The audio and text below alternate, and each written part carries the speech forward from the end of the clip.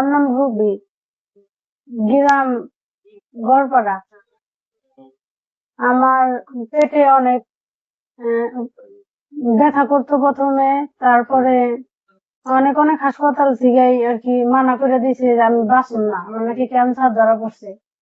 কিন্তু লাস্টে ফেরিজা হাসপাতালে আসার পরে পরে পরে অপারেশন করলো, পরীক্ষা করার পরে অপারেশন করার পরেই 9 কেজি টিউমার বের করছে।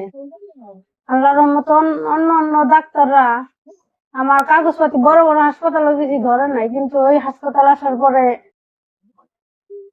আমার অপারেশন করার পরে আমি এখন বর্তমানে এখন আমার এখন কোন ধরনের এত বড় ধরনের অপারেশন করছে, তবু আমি এখন সুস্থ। শুধু হ্যাঁ ডাক্তারের উসিলাই আমি এখন বাইসে আছি। আমার মেয়ের নাম রুবি।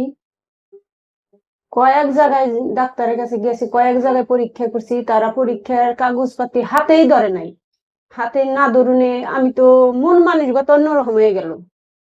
তখন এলাম ফেরেজা হাসপাতালে, আসার পরে কাগজপাতি দইরা কইলো ওই টেবিলে মারা যাবো, টাকা পয়সা বড় কথা না, অপারেশন করুন ওই টেবিলে মারা যাবো। তারপরও আমি কিসের নিগে ঢাকায় ডাক্তার নিয়ে যাবার কইছে, অমুক খান নিয়েছে, তমুক খান নিয়েছে, মহাখান নিবার কইছে, মানুষ নাই জন নাই। তখন আমি ফেরেজা হাসপাতালে আইসে ছেড়ে দিলাম, মেয়া ওই টেবিলে মারা যাবো যাক।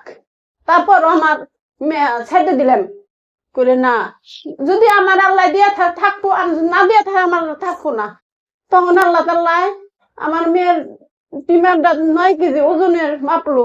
আমার মেয়ের জ্ঞানী আসল্লাহ ডাক্তার নুরানি ফেরেজা হাসপাতাল থেকে ঢাকায় থেকে ডাক্তার এনে অপারেশন করলো।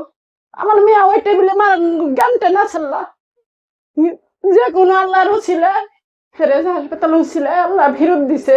আমার মেয়ে এখন কাজ কাম করে খায়, আর বাসায় আমি প্রয়োগ করতে পারি না। আমার মেয়ে এখনো আমার মেয়ে বুগাল, আমার সন্তান আমার কাছে আছে।